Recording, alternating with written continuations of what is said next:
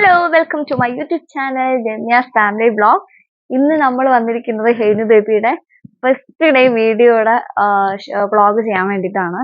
ഹെയ്നു ബേബിക്ക് ഇന്ന് സ്കൂൾ വർക്കാണ്. അപ്പം ഞാനും ഇച്ചായനും ഹെയ്നു ബേബിയായിട്ടാണ് സ്കൂളിലോട്ട് പോകുന്നത്.